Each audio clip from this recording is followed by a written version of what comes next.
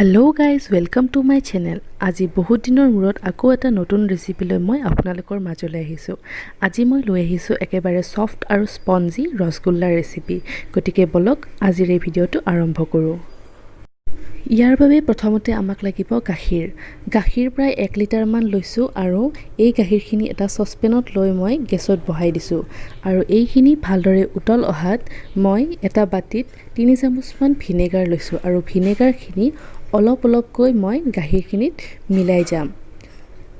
গেছটো কম কৰি ৰাখিব আৰু ভিনেগাৰখিনি অলপকৈ মিলাই যাব। আৰু এতিয়া মই গেছটো অফ কৰি দিম আৰু ভালদৰে গাখীৰখিনি লৰাই ভিনেগাৰখিনি মিলাই যাম।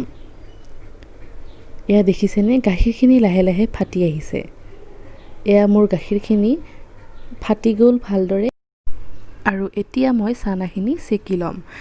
প্ৰথমতে এটা বাটি লৈছো, তাৰ ওপৰত এনেকুৱা ডাঙৰ চাকনি এখন লৈছো, তাৰ পাছত এখন কাপোৰ দি মই চানাখিনি ইয়াত ঢালি দিম। ইয়া দেখিছেনে মই এইখিনি দেখুৱা ধৰণে কৰি যাব। ইয়াৰ পৰা ভালেখিনিও চানা ওলাইছে আৰু এই চানাখিনি কাপোৰখনত লৈ আকৌ অলপমান সেপাৰেটকৈ পানী লৈ পেলাই চানাখিনি ভালদৰে ধুই দিব যাতে ইয়াৰ পৰা ভিনেগাৰৰ গোন্ধটো গুচি যায়। চানাখিনি ধুই লৈ হোৱাৰ পিছত কাপোৰখনেৰে চানাখিনি আটি পেলাই ইয়াৰ পৰা এক্সট্ৰা পানীখিনি মই উলিয়াই দিম। তাৰ পাছত আকৌ ভালদৰে ইয়াৰ পৰা পানীখিনি ওলাই যাবৰ বাবে চানাখিনিৰ ওপৰত এটা বাটি দি এটা শিল দি দিছো যাতে এইখিনি ভালদৰে শুকান হৈ পৰে।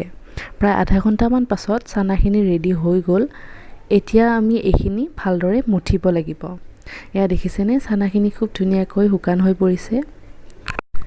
এতিয়া চানাখিনি প্ৰায় 15-20 মিনিট মান মুঠিব লাগিব ভালদৰে।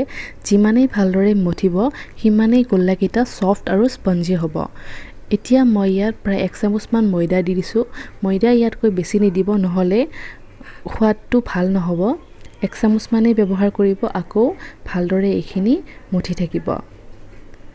আনফালে আকৌ মই গেছত সসপেন এটা লৈ ইয়াত 1 কাপ মান চেনি দি দিছো আৰু প্ৰায় 3 কাপ মান পানী দিছো আৰু এইখিনি ভালদৰে গলিবলৈ দিব। গেছটো কম কৰি ৰাখিব।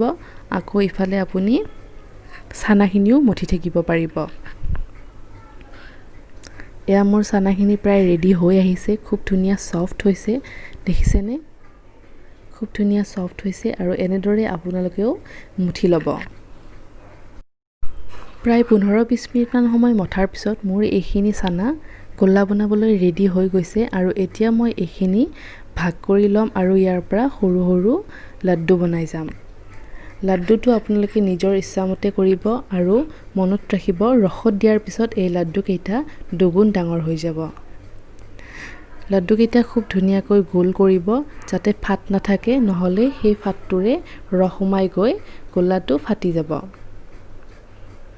ভালদৰে গোলকৈ লাড্ডু কেইটা বনাই ল'ব। মোৰ লাড্ডু কেইটা বনোৱা হৈ গ'ল। প্ৰায় 16টা মান লাড্ডু মোৰ হৈ গৈছে। বেছি ডাঙৰ কৰা নাই, মিডিয়াম সাইজতে বনাই লৈছো। এইফালে চেনিৰ ৰসখিনিও ৰেডি হৈ গৈছে। চেনিৰ ৰসখিনিৰ কোনো তাৰ বনাব নালাগে, অকমান আঠা হ'লেই হ'ল। চেনিৰ ৰসখিনি উতলি আছে আৰু ইয়াত মই এটাকৈ গোল্লা কেইটা দি যাম। এয়া দেখিছেনে মই দেখুৱা ধৰণেই চেনিৰ ৰসখিনিত গোল্লা কেইটা দি যাব। একেলগে ঢালি নিদিব, এটাকৈ লাহে দিব। গোল্লাকেইটা দিয়া হোৱাৰ পিছত 5 মিনিট মান সময়ৰ কাৰণে মই সসপেনটোত ঢাকন দি দিছো আৰু 5 মিনিট মান পিছত ঢাকন গুচাই চোৱাৰ পিছত এয়া দেখিছেই নহয় গোল্লাকেইটা খুব ধুনীয়াকৈ ফুলি আহিছে আৰু মই ইয়াত 5-6টা মান ইলাইচি গুৰি কৰি চেনিৰ ৰসখিনিতে দি দিছো আৰু এইখিনি ভালদৰে লৰাই লৈ আকৌ 5 মিনিট মান সময়ৰ কাৰণে ঢাকনখন দি দিছো। এয়া ঢাকন গুচাই আকৌ চাইছো। আপোনালোকেও দেখিছেনে মই যি দেখিছো খুব ধুনীয়াকৈ ফুলি আহিছে, প্ৰায় দুগুণ ডাঙৰ হৈছে। এইখিনি মই আকৌ এবাৰ 5 মিনিট মান সময়ৰ কাৰণে ঢাকন দি দিম আৰু তাৰ পাছত দেখিব গোল্লা ৰেডি হৈ গৈছে। এয়া দেখিছেনে মোৰ গোল্লা প্ৰায় ৰেডি হৈ গ'ল। গোল্লাকেইটা ঠাণ্ডা হোৱাত মই এটা ডাঙৰ বাটিত গোটেইখিনি উলিয়াই লৈছো আৰু এইখিনি আপোনালোকক সাৰ্ভ কৰি দেখুৱাবলৈ চেষ্টা কৰিছো। এয়া দেখিছেনে গোল্লাকেইটা দেখিলেই গম পায় কিমান সফট হৈছে। এনেকৈ আপোনালোকে ঘৰত ট্ৰাই কৰি চাব। বজাৰতকৈ সোৱাদ কোনো গুণেই কম নহয়, বৰঞ্চ ই বেছি হেলদিহে হয়। মই এটা গোল্লা আপোনালোকক কাটি দেখুৱাম। চাবচোন গোল্লাকেইটা কিমান ধুনীয়া স্পঞ্জি হৈছে এয়া চাওক দেখিছেনে ভিতৰ ফালেও খুব ধুনীয়া হৈছে আৰু খাই কোনেও ক'ব নোৱাৰিব যে এয়া ঘৰত বনোৱা হৈছে আজিৰ এই ভিডিঅ'টো চাই যদি আপোনালোকে ভাল পালে like comment share and subscribe কৰিবলৈ নাপাহৰিব লগতে কাষতে থকা ঘণ্টা বাটনটোও টিপি দিব আজিলৈ আহিছোঁ নমস্কাৰ